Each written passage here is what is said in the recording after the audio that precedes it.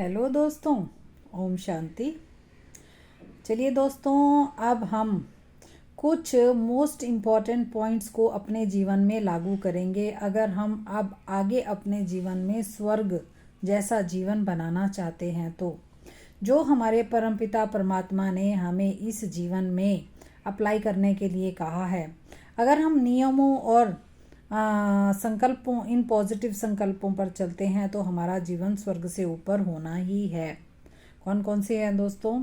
कि जिसमें हमारा सबसे पहला नियम है जो पिता ने बताया है। ये हमारे द्वारा लिखे हुए नहीं या कहे हुए नहीं, सब ही पॉइंट्स हमारे पिता द्वारा कहे गए हैं, शिव पिता के द्वारा जो इस समय धरती पर आए हैं वो। तो सबसे पहले पिता कहते हैं, रूहानियत और रोहाब को धारण कर रोब का त्याग करो।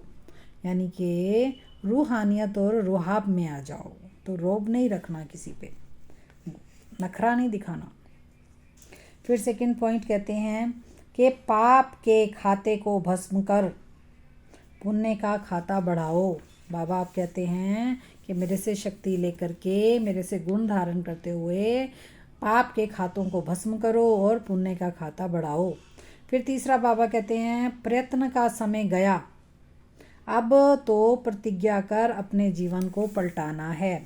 फिर बाबा कहते हैं, सब बातों में सरल रहो, सरल रहो तो कार्य भी सरलता से हो जाएंगे। फिर बाबा कहते हैं, निर्भयता व आत्मविश्वास की कमी ही व्यर्थ संकल्पों का कारण है। क्या? निर्भयता और आत्मविश्वास की कमी, यानी कि हमें निर्भय रहना है और आत्मविश्वास में रहना है, तो इसकी कमी ही हमें व्यर्थ संकल्पों में लाती है। फिर बाबा ने हमें बताया कि राजयोगी अर्थात स्नेह और संबंध से मुझको याद करो। खाली मुरली सुन ली या दिल से कनेक्शन नहीं है तो फिर वो राजयोग नहीं, यानी कि उसके अंदर शक्ति भरेगी नहीं। उसके बाद बाबा कहते हैं, सुने हुए को मनन करो। जो कुछ भी मैंने मुरलियों में तुम्हें सुनाया है ना, उनको मनन करो और मनन करने से ही तुम शक्तिशाली बनेंगे। फिर बाबा हमें कहते हैं कि ज्ञान रत्न जो मैं इस समय तुम्हें दे रहा हूँ ना, वही आत्मा का श्रृंगार है।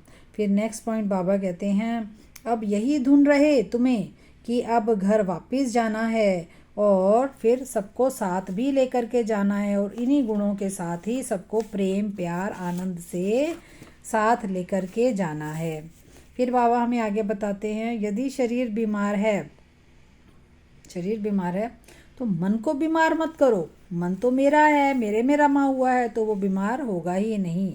तो उसके नेक्स्ट पॉइंट बाबा कहते हैं, जो बनता निर्माण वही जग में पाता मान है और बन जाता महान है। बाबा कहते हैं, जो बहुत बहुत निर्माणता के साथ चलते हैं, बहुत सॉफ्ट होकर के चलते हैं, वही जग में, दुनिया में इज्जत पाते हैं और वही फिर लोग महान बन जाते हैं। फिर बाबा कहते हैं, सदा हर घड़ी हर सेकंड मेरी स्मृति में रहो। अब क्योंकि मेरे साथ ही घर चलना है तो मेरे जैसा बनकर चलेंगे तो मज़ा आएगा।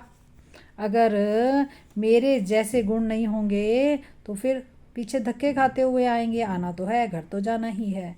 फिर बाबा कहते हैं, सबसे अधिक धनवान वो है जिसके पास पवित्रता का खजाना है। पवित्रता किस चीज़ की? काम विकार में तो नहीं जाना, लेकिन मन में संकल्प में भी किसी के लिए बुरे विचार ना आए, संकल्पों में भी ना आए। फिर बाबा कहते हैं, जीवन तप करके ही निखरता है, क्योंकि मैं परमात्मा हूँ, तुम भी आत्मा बन के बाह्य मुक्ता को छोड़ दो और अंतर्मुखी होकर हर समय मेरे में रमे रहो। तो जीवन तपस्या, ये तपस्या ही है कि पिता के साथ हम आत्मिक रूप में बैठे हैं और बाबा से हमें वही गुण आ रहे हैं जो उनके हैं। तो इस प्रकार जीवन बाबा कहते हैं निखरता चला जाएगा। फिर बाबा कहते हैं, सर्व आत्माओं को राजी करने वाला ही विश्व के राज्य का अधिकारी बन सकता है। यानी कि जो आत्मा सभी को राजी कर सकती है, उसके अंदर सभी गुण हैं, तो वही विश्व का राज्य का अधिकारी बन सकता है। यही मैं इस समय देखता हूँ तुम में।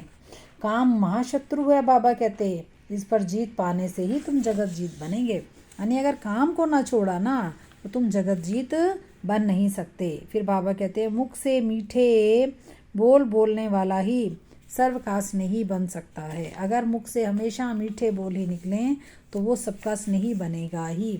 उसके बाद फिर बाबा दोस्तों कहते हैं, अब विकारों रूपी विष का पीना और पिलाना बंद करो। विकारों यानी अब बुरे विचारों वाली बातों यानी इनको छोड़ दो और ना खुद विचारों में लाओ ना दूसरों को दो, ना दूसरों के अनुभव बुरे विचारों में आओ, जाओ भी मत उन बुरे विचारों में। उसके बाद फिर बाबा कहते हैं, अपने को सदा मेरी अमानत समझकर चलो तो हर कर्म में रूहानियत आएगी। यानी कि अब अगर तुम्हारा मन मुझ में रमा हुआ है तो अपने मन को मेरी अमानत समझो, वो मेरी अमानत है, अब तुम्हारी अमानत नहीं है, इसलिए इसको हर कर्म में रूहानियत तुम्हारी आएगी ही आएगी।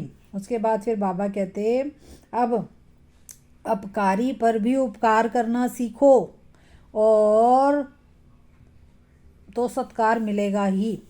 फिर बाबा कहते कि संपूर्ण बनने के लिए यानी कि अगर मेरे गुण पूरी तरह अपने अंदर भरने हैं ना और संपूर्ण फरिश्ता बनना है तो संपूर्ण बनने के लिए समय को अमूल्य समझकर इसका प्रयोग करो, यानी कि आसपास की झगमुई झरमुई बातों में नहीं आना। फिर बाबा कहते हैं, ईर्ष्या के नहीं आशा के दीप जलाओ। एक दो की जलन नहीं करो, एक दो से आशा के दीप जलाओ।